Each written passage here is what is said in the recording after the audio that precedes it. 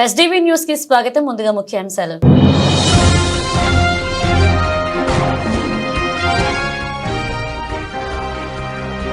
DGP police ఉన్నతాధికారులతో హోంమంత్రి అనిత సమీక్ష. మహిళల రక్షణ విషయంలో పోలీసుల కఠిన వైఖరి అవలంబించాలని ఆదేశించిన మంత్రి.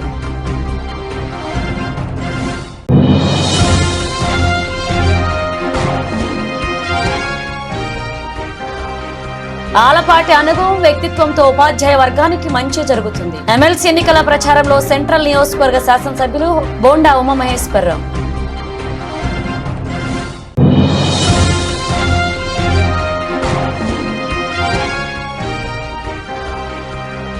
ఆటో కార్మికుల ప్రయోజనాలను దెబ్బతీసే జీవో నంబర్ 8ని రద్దు చేయండి. ప్రభుత్వాన్ని డిమాండ్ చేసిన ఐఎఫ్టియు నాయకులు.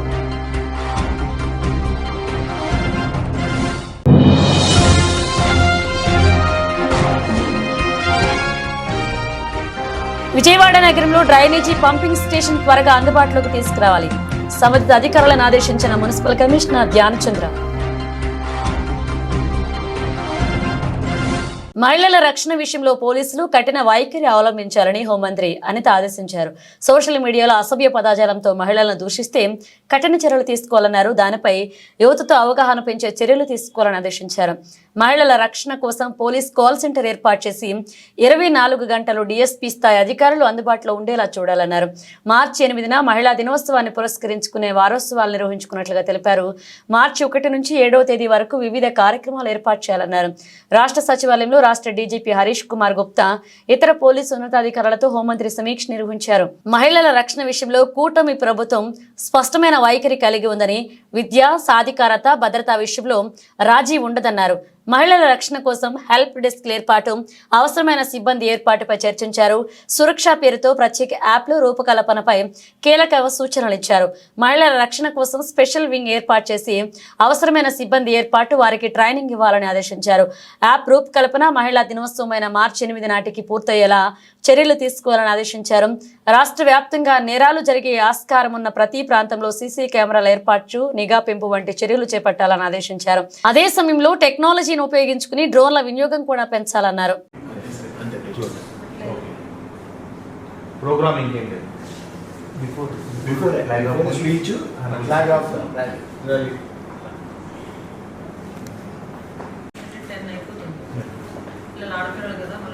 అక్కడికి వెళ్ళగానే మీకు just end point and close వాళ్ళకి రిఫ్రెష్మెంట్ ఇచ్చేసి క్లోజ్ చేసేస్తాం.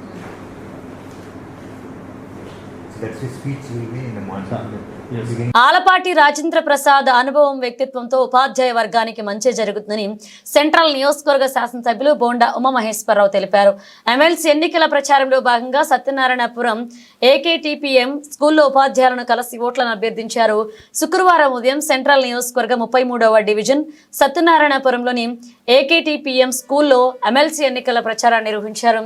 ఈ ప్రచారంలో తెలుగుదేశం పార్టీ నాయకులు, గార్లపాటి తెలుగుదేశం పార్టీ నాయకులు విజయ్ కుమార్, నాలాం కోటేశ్వరరావు, చామర్తి రవిబాబు, పొట్లూరి కృష్ణప్రసాద్, ఎస్టీయూ నాయకులు మస్తాన్ తదితరులు వెంటరాగా స్కూల్ ప్రధానోపాధ్యాయులు శ్రీనివాస్, శాసనసభ్యులు బోండా ఉమామహేశ్వరరావుకు ఉపాధ్యాయులను పరిచయం చేశారు. బోండా ఉమా ఉపాధ్యాయులకు తానే స్వయంగా కరపత్రాలు పంచి ప్రతి ఒక్కరితో స్వయంగా మాట్లాడి ఓట్లను అభ్యర్థించడం జరిగింది.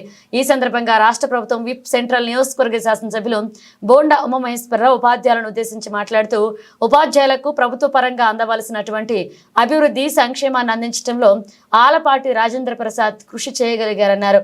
కూటమి అభ్యర్థి రాజేంద్ర ప్రసాద్ పనితీరు, వ్యక్తిత్వం గురించి ఉపాధ్యాయులకు వివరించారు. ఆలపాటి అన్ని వేళలా ప్రజల కోసం అందుబాటులో ఉండే వ్యక్తి అని, ఆయన గెలుపుతో ఉపాధ్యాయ వర్గానికి మంచి జరుగుతుందన్నారు.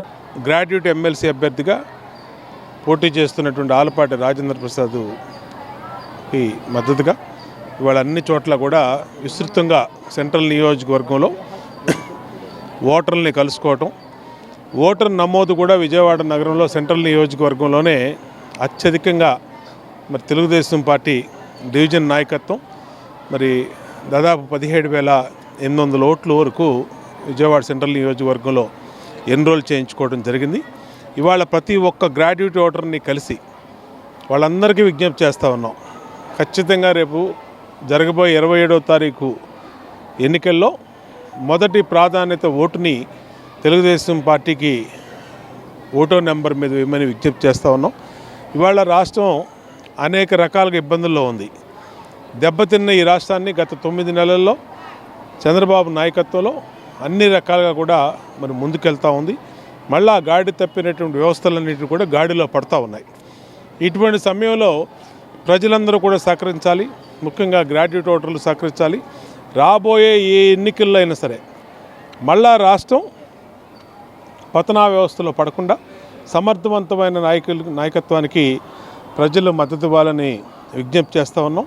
ఇవాళ ఏకేటీపీ స్కూల్స్లో స్థానిక మరి డివిజన్ పార్టీ అధ్యక్షుడు నాలం కోటేశ్వరరావు కానీ, డివిజన్ ఇన్ఛార్జి గార్లపాటి విజయ్ కుమార్ కానీ, మన సెక్రటరీ రవి కానీ, మీ ఎస్టీయు మస్తాన్ వారి యూనియన్ ప్రతినిధులు అధ్యక్షులు వాళ్ళందరి సమక్షంలో ఈ ఏకేటీపీ స్కూల్లో టీచర్స్ని మాస్టర్స్ని అందరం కూడా కలిసి విజ్ఞప్తి చేసాం. అందరూ సహకరిస్తామని మాట ఇచ్చారు. ఖచ్చితంగా రేపు 27వ తారీఖు ఎన్నికల్లో తెలుగుదేశం పార్టీ అభ్యర్థి ఆలపాటి రాజా అద్భుతమైన మెజార్టీతో గెలవబోతూ ఉన్నారు.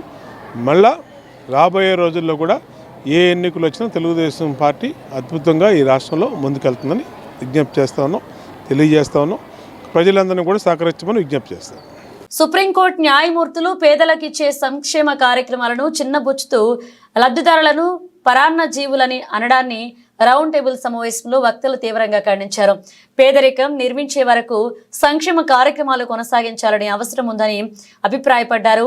న్యాయమూర్తులు తమ వ్యాఖ్యలను ఉపసంహరించుకోవాలని డిమాండ్ చేశారు. ఉదయ వ్యవసాయ కార్మిక సంఘాలు, AIWU, BKMU ఆధ్వర్యంలో సుప్రీంకోర్టు న్యాయమూర్తుల వ్యాఖ్యలపై శుక్రవారం రౌండ్ టేబుల్ సమావేశం జరిగింది. ఈ సమావేశంలో CPI రాష్ట్ర కార్యదర్శి కె రామకృష్ణ, మాజీ ఎమ్మెల్సీ జెల్లి విల్సన్, CPM రాష్ట్ర కార్యదర్శి వి శ్రీనివాసరావు, వ్యవసాయ కార్మిక సంఘ ప్రధాన కార్యదర్శి వి వెంకటేశ్వర్లు, వ్యవసాయ కార్మిక సంఘ అధ్యక్షులు దాడుల సుబ్బారావు, ఆవుల శేఖర్, CH వెంకటేశ్వరరావు, డి రమాదేవి తదితరులు పాల్గొని న్యాయమూర్తులు చేసిన వ్యాఖ్యలను ఖండించారు. దేశంలో పేదరికం నిర్మూలించే వరకు సంక్షేమ పథకాలను కొనసాగించాల్సిన బాధ్యత రాజకీయ పార్టీలదేనన్నారు. న్యాయమూర్తులు తమ వ్యాఖ్యలను ఉపసంహరించుకోవాలని డిమాండ్ చేశారు. ఇవాళ సుప్రీంకోర్టు న్యాయమూర్తులు పేదలకు ఇచ్చే సంక్షేమ కార్యక్రమాలు చిన్నబుచ్చుతూ పరాన్న బుక్కులు అనేదైతే మాట్లాడారో దాన్ని తీవ్రంగా తప్పుపడతా ఉన్నాం, ఖండిస్తూ ఉన్నాం. ఇవాళ భారతదేశంలో ఇంత సంపద పెరిగిందంటే, ఇన్ని పంటలు పండిస్తూ ఉన్నారంటే, అదేవిధంగా పట్టణాల్లో నగరాల్లో ఇంత అభివృద్ధి కనపడతా ఉందంటే, ప్రాజెక్టులు కట్టినారంటే ఇవాళ దేశవ్యాప్తంగా ఉన్న కోట్లాది మంది కష్టజీవుల శ్రమదానంతో జరిగింది తప్పితే ఇవాళ మాటలు మాట్లాడే వాళ్ళ వల్ల జరగలే. ఆఫీసర్లు పోయి బిల్డింగులు కట్టలే, జడ్జిలు పోయి బిల్డింగులు కట్టలే, లేదా మాలాంటి రాజకీయ నాయకులు పోయి అక్కడ బిల్డింగులు కట్టలే. కష్టం చేసేదంతా వాడైతే ఆ కష్టజీవికి ఏదో ఇంతో సంక్షేమ కార్యక్రమాలు అమలు చేస్తే వాళ్ళని పరాన్న బుక్కులని, పప్పు బెల్లాలని, ఉచితాలని పేరుతో వారిని కించపరుస్తున్నారంటే ఇంతకంటే దుర్మార్గమైన విషయం ఇంకొకటి లేదు. పైగా వాళ్ళందరికీ గ్రామీణ ఉపాధి హామీ పథకం కింద కేంద్ర ప్రభుత్వం బడ్జెట్లో కేటాయించింది 86,000 కోట్లు అయితే, లక్షల కోట్ల రూపాయలు కార్పొరేట్లకు మీరు వాళ్ళ మాఫీ చేస్తూ ఉన్నారు. ఒకే ఒక్క అనిల్ అంబానీకి 46,796 కోట్ల రూపాయల రుణాన్ని మాఫీ చేశారు. దాని గురించి మీరు మాట్లాడరు. అదాని లంచాలు ఇచ్చి అగ్రిమెంట్లు చేసుకుంటా ఉన్నాడు. చివరికి అమెరికాలో న్యూయార్క్ ఈస్టర్న్ డిస్ట్రిక్ట్ కోర్టులో ఆయనపైన కేసు నమోదైన తర్వాత కూడా మరి భారతదేశంలో న్యాయమూర్తులు ఏమైనా నిద్రపోతూ ఉన్నారని నేను అడుగుతూ ఉన్నాను. మేము హైకోర్టులో కేసు వేసి అదాని గురించి మాట్లాడడానికి కూడా మీరు ముందుకు రావడంలే. ఇవాళ అమెరికా కోర్టులో కేసు నమోదైన తర్వాత కూడా భారతదేశంలో న్యాయ వ్యవస్థ, పాలనా వ్యవస్థ, కేంద్రంలో అధికారంలో ఉన్న నరేంద్ర మోడీ కళ్ళు మూసుకొని గుడ్డిగా అతన్ని బలపరుస్తూ ఉన్నారు తప్పితే ఊడిగం చేస్తూ ఉన్నారు తప్ప మీరు ఏనాడు కూడా మాట్లాడరు. కానీ పేదవాడికి ఏదైనా ఒక సంక్షేమ కార్యక్రమాన్ని ప్రవేశపెడితే మీరు కించపరుస్తూ మాట్లాడతారు, బెంచ్లో కూర్చొని స్టేట్మెంట్లు ఇస్తారు. కాబట్టి నేను ఇవాళ సుప్రీంకోర్టు న్యాయమూర్తులకు, హైకోర్టు న్యాయమూర్తులకు అందరికి కూడా నేను విజ్ఞప్తి చేస్తూ ఉన్నా. ఇవాళ భారతదేశంలో ఉన్న కోట్లాది సంపదనంతా కార్పొరేట్లకు దోచిపెడతా ఉన్నారు, వాళ్ళ ఆస్తులు పెంచి పోషిస్తూ ఉన్నారు. దానిపైన మీరు విచారణ జరపమని కోరుతా ఉన్నారు. పైగా 2,100 కోట్ల రూపాయల అదాని 4 రాష్ట్రాల్లో లంచాలు ఇచ్చాడు, లంచాలు ఇచ్చి సెక్యూతో అగ్రిమెంట్ చేసుకున్నాడని చెప్పారు.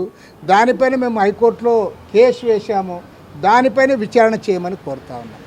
ఏది ఏమైనా సరే సుప్రీంకోర్టు వారు హుందాగా ఈ వ్యాఖ్యలను ఉపసంహరించుకోవాలని వామపక్ష పార్టీల కృష్ణయ్యర్ లాంటి, చిన్నపరెడ్డి లాంటి అనేక మంది ఉన్నత వ్యక్తిత్వం కలిగినటువంటి వాళ్ళు కూర్చున్న సుప్రీంకోర్టు బెంచ్ మీద ఉచితాల పేరుతో శ్రామికుల్ని అగౌరవపరిచేటువంటి అవమానపరిచేటువంటి వ్యాఖ్యలు రావటం అనేది చాలా దురదృష్టకరమైనటువంటిది. సుప్రీంకోర్టు యొక్క మౌలిక స్వభావంలోనే రాజ్యాంగ మౌలిక సూత్రాల నుంచి వైదొలుగుతున్నదా ఇదేమన్నా అని ఒక అనుమానం వచ్చేదానికి సుప్రీంకోర్టు వ్యాఖ్యలు దారితీస్తూ ఉన్నాయి. ఇవి ఉచిత పథకాలు కాదు, నిజానికి ఉత్పత్తి పథకాలు. ఈరోజు కోట్లాది మంది శ్రామికులు అత్యంత దారుణమైన వేతనాలు ఇస్తుంటే కనీస వేతనాలు కూడా అమలు చేయకపోతే సుప్రీంకోర్టు మాట్లాడటం లేదు. 7,000 నుంచి 12,000 ఈరోజు కనీస వేతనాలు ఉన్నాయంటే ఎలా బతుకుతారు? అందుకని అలాంటి వాళ్ళు పెట్టుబడిదారుల దగ్గర పనిచేయాలి తక్కువ వేతనాల కంటే. వాళ్ళకి బియ్యం ఇవ్వాలి, వాళ్ళకి స్కాలర్షిప్లు ఇవ్వాలి, నగదు బదిలీ పథకాలు ఇవన్నీ వాళ్ళు ఇస్తుంది. ఈ కార్పొరేట్ కంపెనీల లాభాలకు గండి పడకుండా దాన్ని ప్రభుత్వ బడ్జెట్లో నుంచి పూడుస్తున్నారు. మీరు 26,000 కనీస వేతనం ఎటువంటి రాజీ లేకుండా అమలు చేయండి, ఎవరైనా మిమ్మల్ని అడుగుతారేమో.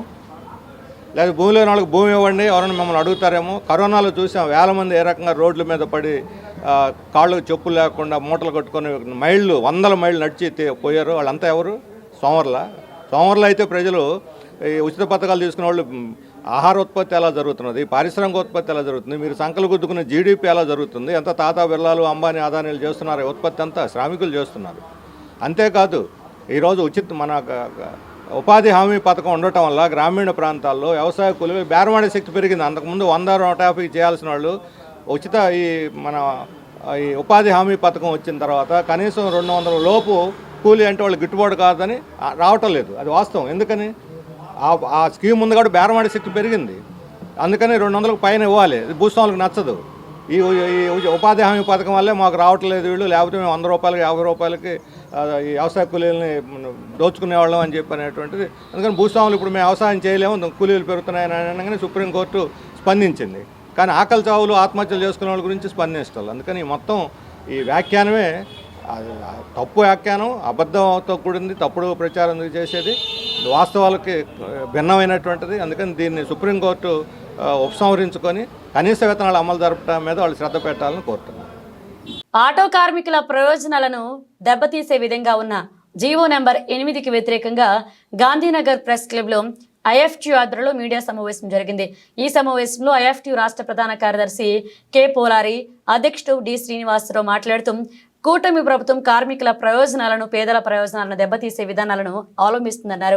ఆటో షోరూమ్ ఓనర్ల లాభాల కోసం జీవో నెంబర్ 8 రాష్ట్ర ప్రభుత్వం విడుదల చేస్తుందని, జీవో వల్ల ఆటో కార్మికులకు ప్రయోజనాలు దెబ్బతింటాయన్నారు. గతంలో ఉన్న ఆటోలకు కూడా నగరంలో ప్రవేశాన్ని కల్పించాలన్నారు. ఆటో కార్మికుల ప్రయోజనాలను కాపాడుతూ జీవో మార్చి కొత్త జీవో ఇవ్వాలన్నారు. లేకుంటే ప్రభుత్వానికి వ్యతిరేకంగా పోరాటాలు చేయాల్సి వస్తుందని ప్రభుత్వానికి హెచ్చరించారు. 2002లో జనాభా ప్రాతిపదిక మీద 8,600 సరిపోతుందని చెప్పేసి ఆనాడు ఉన్నటువంటి టీడీపీ ప్రభుత్వం జీవో నెంబర్ 155 ఇచ్చారు. మరలా 2015లో కూడా టీడీపీ అధికారులకు వచ్చిన తర్వాత లేదు ఆటో సరిపోవట్లేదు ప్రజలకు అని చెప్పేసి మరి 4,500 ఆటోల్ని 5 మండలాలకు కలుపుతూ జీవో ఇచ్చారు. తర్వాత మహిళలకి షీ ఆటోలు ఇచ్చారు వాళ్ళే. ఈనాడు మళ్ళా 2025 ఎన్నికలు గెలిచిన తర్వాత మన ఫిబ్రవరి 13వ తారీఖున మళ్ళీ జీవో ఇచ్చారు. అంతకుముందు ఇచ్చినటువంటి 2002, 2015 సంబంధించినటువంటి జీవోలన్నీ కూడా రద్దు చేసేస్తూ కొత్తగా జీవో నెంబర్ 8 ఇచ్చారు. దాని సారాంశం ఏంటంటే ఉపాధి అవకాశాలు కల్పించే దానికోసం ప్రభుత్వం ఆలోచన చేసింది. ఉన్నటువంటి జీవోలు మొత్తం రద్దు చేసేసి విజయవాడ నగరాన్ని ఫ్రీ జోన్ చేస్తాం, కొత్తగా ఆటోలు తీసుకునే దానికోసం ఎటువంటి అభ్యంతరం లేదు, ఎన్నైనా తీసుకొచ్చే పద్ధతిలోన జీవో నెంబర్ 8 ఇచ్చారు. మేమేం కోరుతామంటే మీరు ఇచ్చినటువంటి జీవోలోనే ఉపాధి అవకాశాలు కల్పిస్తామని చెప్పి అన్నారు. ఇప్పటి వరకు ఉన్నటువంటి విజయవాడ నగరానికి ఆనుకుంటున్నటువంటి వివిధ మండలాలకు సంబంధించినటువంటి ఆటోలకి మీరు గతంలో సీలింగ్ ఉండటం వల్ల ఇక్కడ ఉన్నటువంటి కార్మికులు ఆ మండలాల్లో ఆధార్ కార్డులు తీసుకొని అడ్రస్ మార్చుకొని ఆటోలు తీసుకున్నారు. వాళ్ళంతా కార్మికులు కాదా, వాళ్ళకు ఉపాధి కల్పించాల్సిన అవసరం ఈ ప్రభుత్వానికి లేదా అని చెప్పేసి మేము ఐఎఫ్టీగా సూటిగా క్వశ్చన్ చేస్తూ ఉన్నాం. ఉపాధి అవకాశం కల్పించాలంటే అందరూ కార్మిక దృక్పథంతో ప్రభుత్వాలు ఆలోచన చేయాలి. కానీ ఈరోజు జీవో నెంబర్ 8లో ఏముందంటే షోరూమ్ వాళ్ళు ఎవరైతే ఉన్నారో ఆటో తయారు చేసుకునేటువంటి డీలర్ కావచ్చు, అమ్ముకునేటువంటి వాళ్ళకి మేలు చేసే పద్ధతిలోనే కొత్త ఆటోలు అమ్ముకునేదానికి జీవో ఇచ్చారు. ఇది సరైనది కాదని చెప్పేసి ఐఎఫ్టీగా మేము క్వశ్చన్ చేస్తూ ఉన్నాం. చాలా సంవత్సరాల కానీ పోరాటం చేస్తూ ఉన్నాం. ఇప్పటికీ వాళ్ళని ఒక చిన్న చూపు చూస్తూ ఉన్నారు. ఇది సరైనది కాదు. ఉన్నటువంటి ఆటోలన్నింటినీ కూడా విజయవాడ నగరానికి రావటానికి పోవటాకే కాదు, ఎక్కడ అడ్రస్ ఉంటే అక్కడ మార్చుకునేటువంటి అధికారం ఉంది. ఆ పద్ధతిలో రవాణా శాఖ వాళ్ళు కావచ్చు, ప్రభుత్వాలు కానీ ఉత్తర్వులు ఇవ్వాలి తక్షణం. ఆ అదనంగా ఇంకా మీకు ప్రజలకి డిమాండ్ ఉండి ఇంకా ఆటోలు కావాలంటే ఇచ్చుకోవడం మాకు అభ్యంతరం లేదు. కేవలం షోరూములకి కొమ్ము కాసే పద్ధతిలో ఇస్తే మాత్రం ఐఎఫ్టీ యూనియన్కి ఎట్టి పరిస్థితులు ఊరుకునే ప్రసక్తి లేదు. రాష్ట్ర వ్యాప్తంగా ఉన్నటువంటి ఆటో కార్మికులందరినీ కూడగడతాం, కార్మిక సంఘాన్ని కూడగడతాం. ఈ రాష్ట్ర ప్రభుత్వానికి పెద్ద ఎత్తున వ్యతిరేక ఉద్యమాన్ని చేపడతామని చెప్పి సందర్భంగా మీడియా ద్వారా ప్రభుత్వాన్ని హెచ్చరిక చేసుకున్నాం. పేరుకే పోలారి, ఐఎఫ్టీ రాష్ట్ర ప్రధాన కార్యదర్శి. రాష్ట్ర ప్రభుత్వం ఆటో కార్మికులకు ఉపాధి కల్పించే పేరుతో ఒక జీవో విడుదల చేస్తుంది. మన 11 జీవో నెంబర్ 8. పేరుకి మాత్రం అది ఉపాధి అనే రకంగా రాశారు, కానీ అది ఉపాధి కోసం కాదు. ఏదైతే ఆటోలు అమ్మే షోరూమ్ వాళ్ళు ఉన్నారో వాళ్ళకి లాభాలు చేకూర్చడం కోసం, వాళ్ళ దగ్గర ఆటోలు అమ్ముడిపోవడం కోసం వాళ్ళ జీవో జారీ చేశారు. నిజానికి ఉపాధి కల్పించాలంటే విజయవాడ నగరం మీద ఆధారపడి ఉన్న ఆటో కార్మికులు కావచ్చు, విజయవాడ ఆనుకుని ఉన్న చుట్టుపక్కల మండలాలకు సంబంధించిన ఆటో కార్మికులు కావచ్చు, వీరందరూ విజయవాడ ఆధారపడి బతుకుతూ ఉన్నారు. ఏదైతే 2002లో ఓ జీవో జారీ చేశారు, 8600 ఆటోలు సీలింగ్ చేస్తూ ఓ జీవో జారీ చేశారు. ఆ కారణంగా ఈ గత 22 సంవత్సరాలుగా కొత్త ఆటోలకు అవకాశం లేకుండా పోయే పరిస్థితి వచ్చింది. మీరే అవుట్ ఆఫ్ 5 మండల ఆటోలు దిగొచ్చి ఇంట్లో కలిపారు, 500 ఆటోలు కలిపారు. తిరిగి మళ్ళీ వాళ్ళ మరో 4-5 మండల ఆటోలు వాళ్ళు తిరుగుతూ ఉన్నాయి. ఈ మధ్య కేసులు రాశారు, మేము ఆందోళన చేస్తే వాళ్ళు నెంబర్లు ఇచ్చారు. అంటే ఒక 4500 ఆటోలకి పర్మిషన్ ఇచ్చారు, సుమారు 4500 ఆటోలకి నెంబర్లు ఇచ్చారు. ఇవన్నీ వాళ్ళు పక్కన పెట్టేసేసి వాటిని వదిలేసేసి కొత్తగా తీసుకోమంటూ ఉన్నారు. ఒక పక్కన ట్రాఫిక్ ఇబ్బంది ఉంది, పై మండలాల వాళ్ళు రాకూడదని చెప్తా ఉన్నారు. మరో పక్కన లక్షణంగా కొనుక్కోవాలని చెప్తా ఉన్నారు. ఇది ద్వంద్వైఖరిగా ఉంది. ఏదైతే మీరు వాళ్ళు ఉపాధి అవకాశం ఇస్తూ ఉంటున్నారో ఇప్పటికే ఆటోలు కొనుక్కొని పక్క మండలాల పేరుతో జీకొండూరు కావచ్చు, గన్నవరం కావచ్చు, లేదా ఉయ్యూరు కావచ్చు, పెనమలూరు కావచ్చు, మన పక్క మండలాల్లో ఎవరైనా పేరుతో కొనుక్కొని నడుపుకుంటూ ఉన్నారో వాళ్ళకి ముందు అవకాశం ఇవ్వాలి, విజయవాడలో ట్రాన్స్ఫర్ చేసుకునే అవకాశం ఇవ్వాలి. ఆ తర్వాత ఇంకా అవసరం అనుకుంటే నిజానికి ఏదైనా సరే ఇలాంటి ఒక జీవో ఇచ్చే ముందు ఆయా శాఖల వాళ్ళు ముఖ్యంగా కార్పొరేషన్ శాఖ సంబంధించిన మున్సిపల్ కార్పొరేషను, పోలీసు వారు, ఆర్టీఓ 3 సెక్షన్లు కూర్చొని మాలాంటి ఆటో కార్మిక సంఘాలు పిలిచి ఎలా ఉంది పరిస్థితి, ఆటోలు పెంచడానికి అవకాశం ఉందా మాట్లాడి చర్చించుకొని ఒక అవగాహన వచ్చి పెంచాలి, జీవో ఇవ్వచ్చు. కానీ అదేమీ లేకుండా కేవలం 1-2 అధికారులు నిర్ణయాలు తీసుకొని ఇవాళ షోరూమ్ వాళ్ళ కోసం ఇస్తూ ఉన్నారు. ఇది సరైనది కాదు. మేము జీవోని అది రద్దు చేయమంటా ఉన్నాం, కొత్త జీవో ఇవ్వమంటా ఉన్నాం. ఇప్పటికీ ఎవరైతే ఈ విజయవాడ నగరంలో ఆధారపడి ఉన్న 10,000 మంది ఉన్నారో అదనంగా వాళ్ళకి అవకాశం ఇచ్చిన తర్వాత ఇంకా అవసరం అనుకుంటే అప్పుడు కొత్త జీవో ఇవ్వాలి. అదేమి లేకపోతే వాళ్ళు పక్కన పెట్టేసి వాళ్ళు ఎవరు ఊర్లోకి రాకూడదు, బయట మండలాలు ఈ నగరంలోకి రాకూడదు రకంగా ఆంక్షలు విధిస్తూ ఇది జీవో ఇస్తున్నారు. ఇది ఫ్రీ జోన్ జీవో కాదు. కృష్ణా మిల్క్ యూనియన్ పై తాను చేసిన ఆరోపణలను నిరూపించలేకపోతే ఫ్యాక్టరీ ఆవరణంలో ఉరివేసుకుని చనిపోతానని జీకొండూరు మండలం కౌలూరు గ్రామ పాల సేకరణ కేంద్ర అధ్యక్షుడు తాడికొండ రమేష్ బాబు పాలకవర్గానికి సవాల్ చేశారు.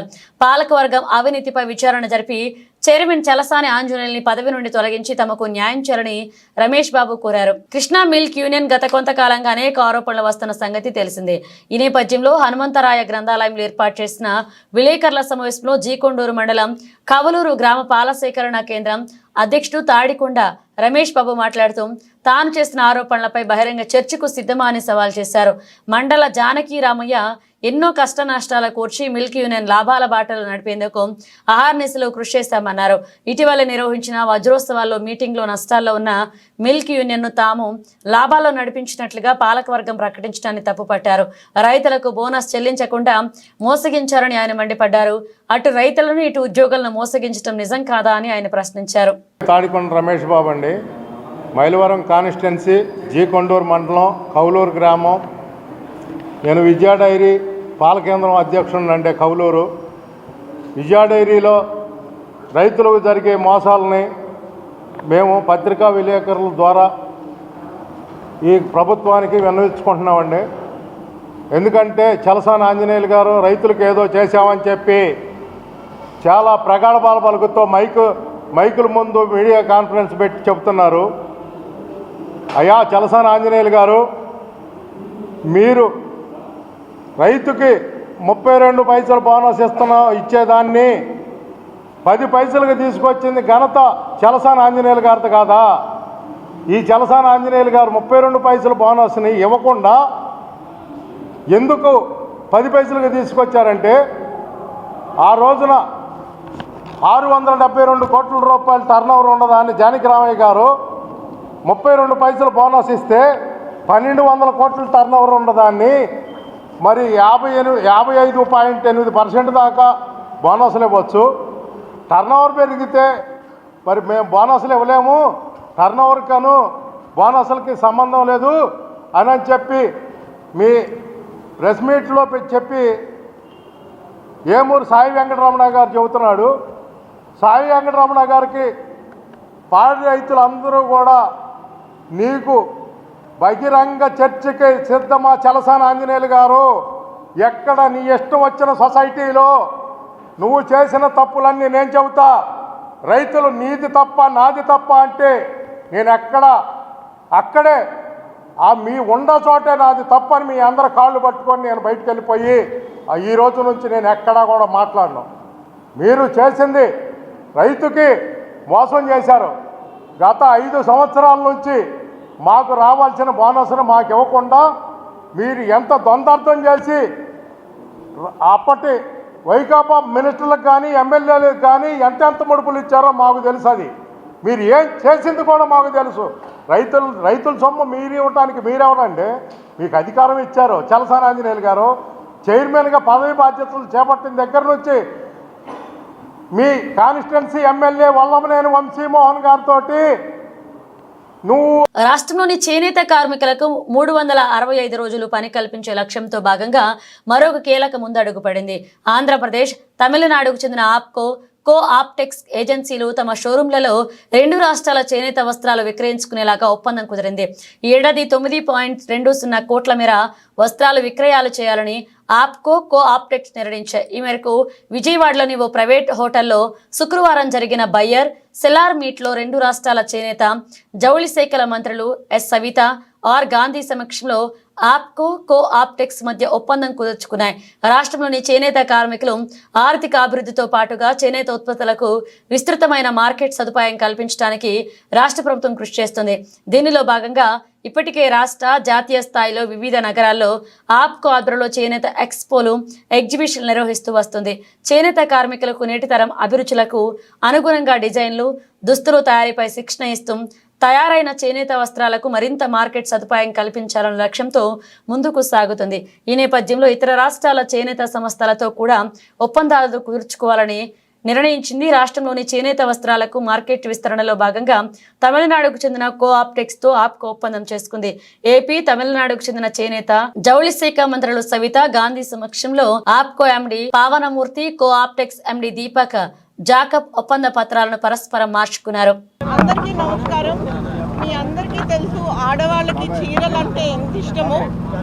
అదే ప్రతి పండక్కి, ప్రతి పెళ్ళికి మనం ఆలోచించేది కంచికి ఎలా వెళ్దాం, కంచికి వెళ్ళి పెళ్లి చీరలు ఎన్ని కొనుక్కుందాం. అందరూ కలిసి కంచికి వెళ్ళి పెళ్లి చీరలు కొనుక్కోవటం అనేది మన సాంప్రదాయం. అదే కంచి చీర మన ఊరికి వస్తే ఎలా ఉంటుంది అని ఒక ఆలోచన తీసుకొని వచ్చి ఈరోజు మనకి కో ఆప్టెక్స్ అనేది ఒకటి షోరూమ్ మొదలు పెట్టారు. దీంట్లో ప్యూరిటీ అనేది ఒకటి సర్టిఫికెట్ ఇస్తున్నారు. ఆ సర్టిఫికెట్ మూలాన ఎంత ప్యూరిటీ ఉంటుంది ఆ చీరలో, ఒక 2-3 ఏళ్ల తర్వాత ఎక్స్చేంజ్ చేయాలన్నా కూడా ఆ చీరకి దాని విలువ కొంచెం ఎక్కువ. ఇప్పుడు బంగారం ఎలా పెరుగుతుందో ఆ చీర విలువ కూడా అలాగే పెరుగుతుంది. ప్రత్యేకంగా వాళ్ళ దగ్గర కాటన్ చీరలు చాలా ఉన్నాయి, చాలా వెరైటీస్ ఉన్నాయి. సో మనందరము మన నేబరింగ్ స్టేట్ అయిన చెన్నైని మనం ఎంకరేజ్ చేస్తూ ఈ సమ్మర్కి కాటన్ చీరలు కట్టుకొని మనము హ్యాండ్లూమ్స్ కట్టుకుంటే మనకి మన హెల్త్కి మంచిది, హ్యాండ్లూమ్ వీవర్స్కి మనము పనిచ్చినట్టు అవుతుంది. సో ఈ సందర్భంగా కో ఆప్టెక్స్ మన ఊరికి వచ్చినందుకు చాలా సంతోషంగా ఉంది.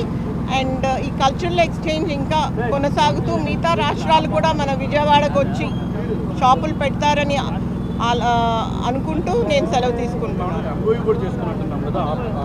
అవునండి, MOU with Apco and with జార్ఖండ్తో కూడా చేసుకున్నామండి. జార్ఖండ్ మనవి వాళ్ళ దగ్గరికి వెళ్తాయి, వాళ్ళవి మన దగ్గరకు వస్తాయి. సో మీకు ధరలు కూడా తక్కువ ఉంటాయి.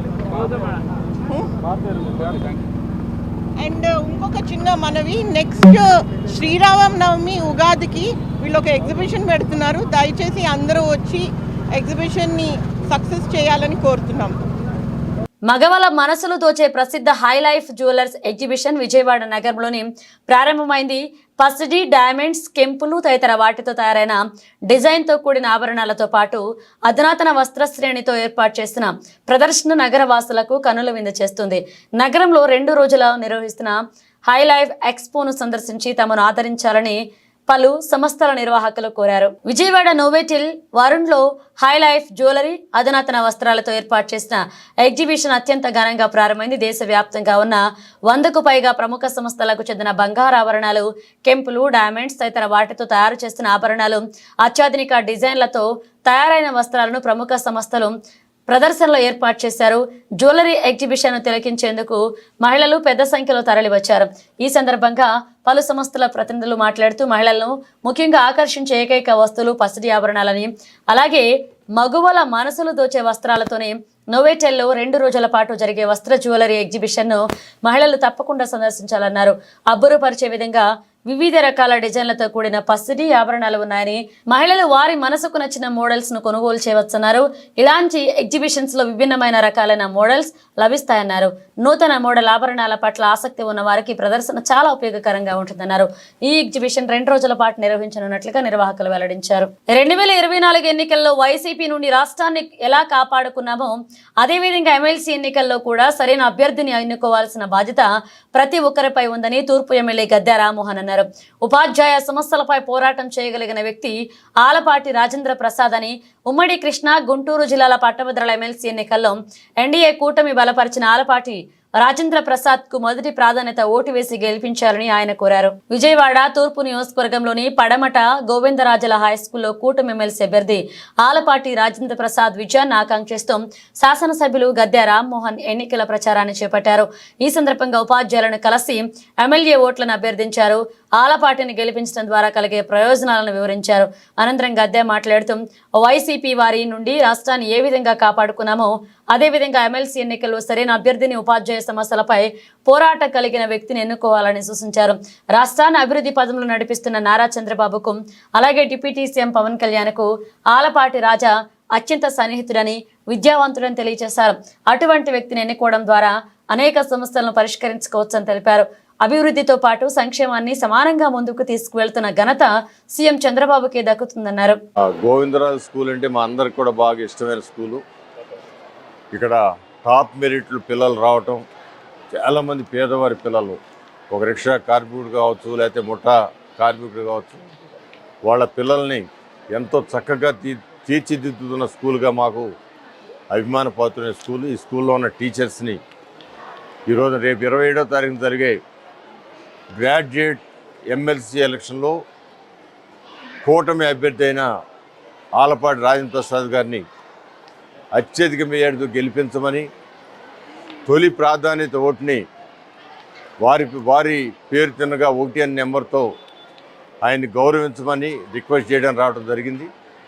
టీచర్స్కి గత 5 సంవత్సరాల్లో టీచర్ వ్యవస్థను ఏ విధంగా చిన్నాభిన్నం చేసిన వైఎస్ఆర్సీపీ ప్రభుత్వం నుంచి మనం ఏ విధంగా కాపాడుకున్నామో అదేవిధంగా మన ప్రతినిధిగా ఒక సీనియర్ శాసనసభ్యుడిగా ఉన్న వ్యక్తి, ఒక పర్యాయం మంత్రిగా చేసిన వ్యక్తి, అలాంటి వ్యక్తిని చంద్రబాబు గారికి అత్యంత సన్నిహితంగా, పవన్ కళ్యాణ్ గారికి అత్యంత సన్నిహితంగా ఉండే వ్యక్తిని కనుక మనం ఎన్నుకోగలిగితే ఆయన ద్వారా మన సమస్యల పరిష్కారం కోసం మనం ప్రయత్నం చేయగలిగిన వాళ్ళు అవుతామని నమ్మకంతో ఒక్కసారి రాజేంద్ర ప్రసాద్ గారికి ఓటేయమని రిక్వెస్ట్ చేయడం జరిగింది. వాళ్ళందరూ కూడా సానుకూలంగా స్పందించారని నా మనసు చెబుతూ ఉంది. ఖచ్చితంగా మంచి మెజారిటీతో, గతంలో ఎప్పుడూ లేనంత మెజారిటీతో రాజేంద్ర ప్రసాద్ గారు గెలుస్తారని చెప్పి, ఎందుకంటే మేము ప్రతిరోజు ఉదయం సాయంత్రం అనేకమైన మీటింగుల్లో పార్టిసిపేట్ చేస్తున్నాం. ఆ మీటింగులో వచ్చిన ఫీడ్బ్యాక్ని బట్టి గ్రాడ్యుయేట్స్ చదివిన వాళ్ళు, ఎందుకంటే నిరుద్యోగ సమస్యతో గ్రాడ్యుయేట్లు అనేక మంది ఇబ్బందులు పడుతూ ఉన్నారు. వాళ్ళందరికీ మేనిఫెస్టోనే సమాధానం చెబుతూ ఉంది. సంవత్సరానికి 5 లక్షల ఉద్యోగాల కల్పన ధ్యేయంగా ముందుకు వెళ్తామని. సో వీటన్నిటి దృష్ట్యా వాళ్ళ ప్రతినిధిగా కూడా తెలుగుదేశం కూటమి పార్టీకి చెందిన వాళ్ళైతే మరింత అవకాశాలు మెరుగుపడతాయనేది ఆ యొక్క గ్రాడ్యుయేట్స్లో ఉన్న అభిప్రాయం. ఆ అభిప్రాయం ప్రకారం నాకు అనిపిస్తూ ఉంది అత్యధికమైన మెజార్టీతో రాజేంద్ర ప్రసాద్ గెలవబోతున్నారని అనిపిస్తూ ఉంది. ఏదేమైనా కూడా రేపు 27వ తారీఖున జరిగే ఎన్నికల్లో ప్రతి ఒక్కరిని అభ్యర్థించాల్సిన అవసరం మాకుంది కాబట్టి ప్రతి ఒక్కరిని కూడా రిక్వెస్ట్ చేస్తూ ముందుకు వెళ్తాం. హెచ్బీ కాలనీలో గల డ్రైనేజీ పంపింగ్ స్టేషన్ త్వరగా అందుబాటులోకి తీసుకురావాలని విజయవాడ నగరపాలక సంస్థ కమిషనర్ ధ్యానచంద్ర అన్నారు. శుక్రవారం ఉదయం తన పర్యటనలో భాగంగా ఐరన్ యార్డ్, ఎయిట్కినర్స్ school road, Urmila Subbarao road, Jojinagar, Gollapudi bypass road, Sitara road, HB colony, CVR flyover, new Bhagat Singh Nagar, Brahmaiah street ప్రాంతాలన్నీ పర్యటించి క్షేత్రస్థాయిలో పరిశీలించారు. ఈ సందర్భంగా కమిషనర్ మాట్లాడుతూ హెచ్బీ కాలనీలో గల డ్రైనేజీ పంపింగ్ స్టేషన్ సత్వరం మరమ్మతులు చేయించి త్వరగా అందుబాటులోకి తీసుకురావాలని అధికారులను ఆదేశించారు. నిత్యం సైడ్ డ్రైన్లను పరిశుభ్రపరుస్తుండాలని, ఖాళీ స్థలాలలో ఎటువంటి వ్యర్థాలు, నీటి నిల్వలు ఉండరాదని, కలవర్టు పాడైపోయినవన్నీ మరమ్మతులు చేయించాలని అధికారులను ఆదేశించారు. అవుట్ఫాల్ డ్రైన్లను పరిశీలించి ఎప్పటికప్పుడు డీస్టిల్లింగ్ ప్రక్రియను చేస్తూ ఉండాలని, అవసరమైన చోట రీటైనింగ్ వాల్ నిర్మాణం చేయాలని అధికారులను ఆదేశించారు. ఈ పర్యటనలో zonal commissioner Ramya Keerthana, in charge chief medical health officer doctor Suresh Babu, executive engineer Venkateswara Reddy, sanitary సూపర్వైజర్లు శివరాం ప్రసాద్, ఓబీశ్వరరావు పాల్గొన్నారు. తెలుగు భాషకు తొలి శాసనకర్త ఎరికల్ ముత్తురాజు విగ్రహాన్ని రాష్ట్ర అసెంబ్లీలో ఏర్పాటు చేయాలని పలువురు వక్తలు ప్రభుత్వాన్ని కోరారు. కీర్తు శకం 575లోనే తెలుగును అధికార భాష చేసిన మహనీయునికి భారతరత్న అవార్డు ఇవ్వాలన్నారు. తెలుగు భాషను పరిరక్షించే దిశగా ప్రభుత్వం చర్యలు చేపట్టాలని వారు సూచించారు. అంతర్జాతీయ మాతృభాషా దినోత్సవాన్ని విజయవాడలో ఘనంగా నిర్వహించారు. స్థానిక గాంధీనగర్లోని ప్రెస్ క్లబ్లో జరిగిన ఈ వేడుకల్లో తెలుగు భాషను అధికార భాషగా క్రీస్తు శకం 575లోనే అమలయ్యేలా చేస్తున్న తొలి తెలుగు శాసనకర్త ఎరికల్ ముత్తురాజు చిత్రపటానికి పూలమాలలు వేసి ఘనంగా నివాళులర్పించారు. ఈ సందర్భంగా సీనియర్ పాత్రికేయులు నిమ్మరాజు చలపతిరావు, మాజీ కార్పొరేటర్ పిల్లి లక్ష్మీ తులసి మాట్లాడుతూ ఎరికల్ ముత్తురాజు తెలుగు భాషకి ఇచ్చిన గౌరవాన్ని ప్రస్తావించారు. చోళ పాలకుడైన ఎరికల్ ముత్తురాజు క్రీస్తు శకం 575లోనే తెలుగును అధికార భాషగా అమలు చేశారని, ఇందుకు సంబంధించిన శాసనం కూడా చేశారన్నారు. ఆయన విగ్రహాన్ని అసెంబ్లీ ఆవరణంలో ఏర్పాటు చేయాలని, భారతరత్న ఇచ్చి గౌరవించాలని కోరారు. తెలుగు భాష పరిరక్షణకు చర్యలు చేపట్టారన్నారు. తెలుగు భాషను నేటి తరం మరిచిపోయే పరిస్థితి ఏర్పడిందని ఆవేదన వ్యక్తం చేశారు. ప్రాథమిక విద్య, ముఖ్యంగా 5వ తరగతి వరకు తెలుగు భాషలను అభ్యసించే విధంగా ఖచ్చితంగా చర్యలు చేపట్టకపోతే భవిష్యత్తులో తెలుగు భాష కనుమరుగయ్యే పరిస్థితి ఎంతో దూరంలో లేదన్నారు. ప్రభుత్వం భాషావేత్తలు తెలుగు భాష పరిరక్షణకు చర్యలు చేపట్టాలన్నారు. ఈ కార్యక్రమంలో పోలవరపు సాంస్కృతిక సమితి అధ్యక్షుడు గోళ్ల నారాయణరావు, PVL SN రాజు, వెలగా జోషి, చింతకాయల చెట్టిబాబు తదితరులు పాల్గొన్న సందర్భంగా రచయిత CVN కృష్ణను సత్కరించారు. ప్రతి ఒక్కరికి కూడా శుభాకాంక్షలు తెలియజేస్తున్నాను. అయితే క్రీస్తు శకం 575 సంవత్సరంలోనే తెలుగు భాష పుట్టుకకి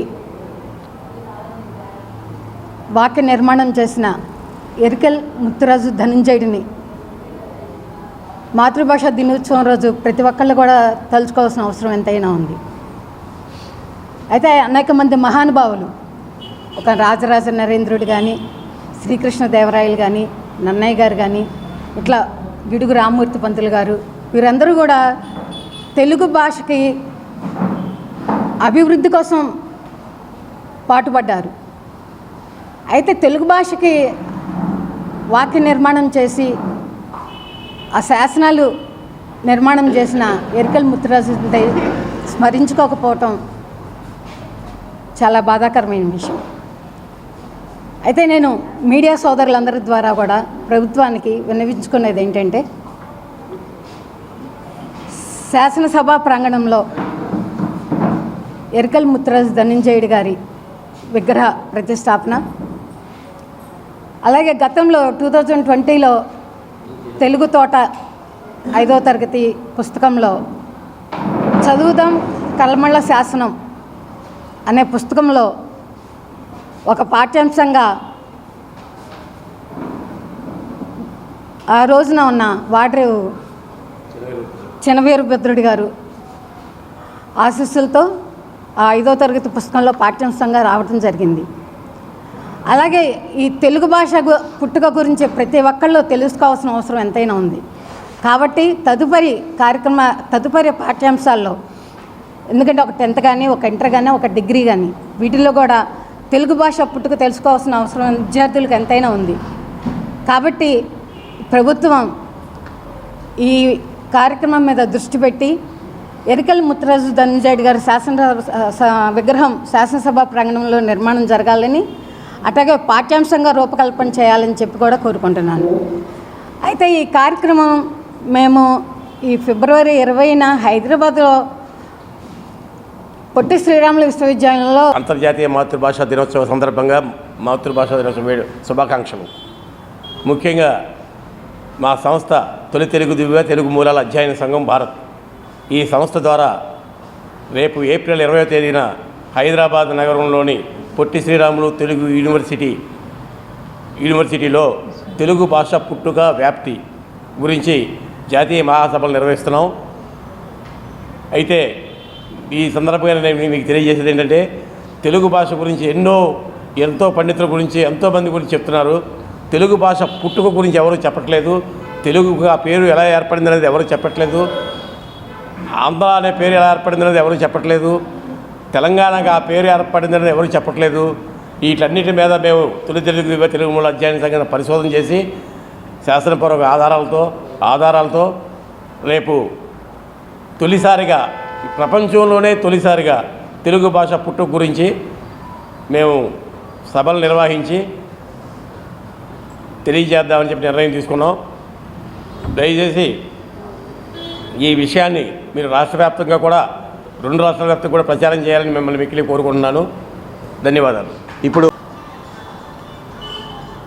మొత్తం ఈ భాషాపరంగా జాతిపరంగా అంతర్జాతీయ మాతృభాషా దినోత్సవం ఏర్పడింది.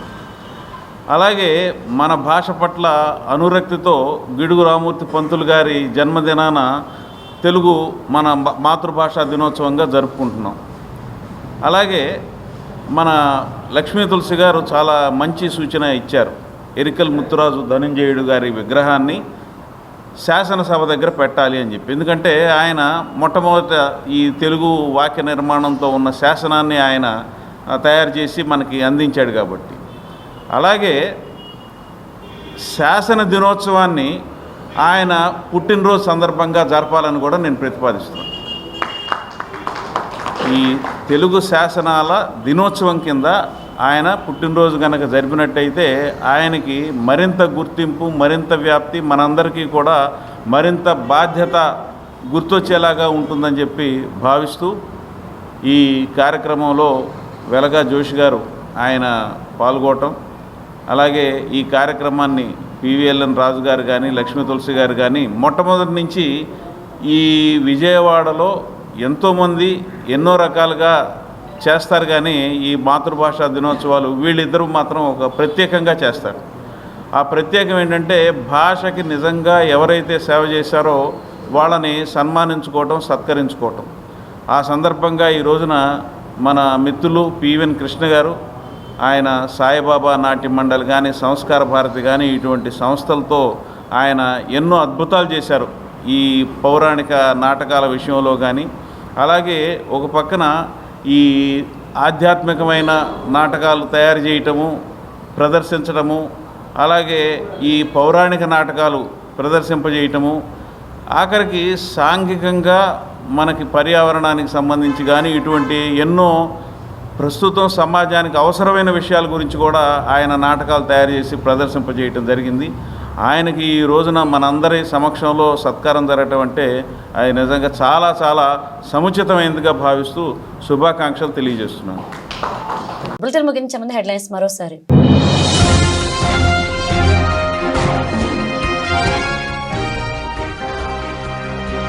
డీజీపీ పోలీసు ఉన్నతాధికారులతో హోంమంత్రి అనిత సమీక్ష. మహిళల రక్షణ విషయంలో పోలీసులు కఠిన వైఖరి అవలంబించాలని ఆదేశించిన మంత్రి.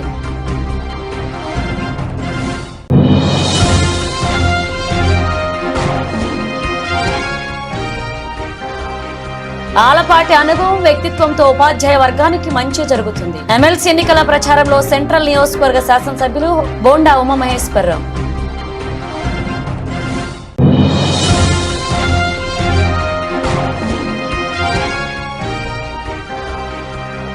ఆటో కార్మికుల ప్రయోజనాలను దెబ్బతీసే జీవో నంబర్ 8ని రద్దు చేయండి. ప్రభుత్వాన్ని డిమాండ్ చేసిన ఐఎఫ్టియు నాయకులు.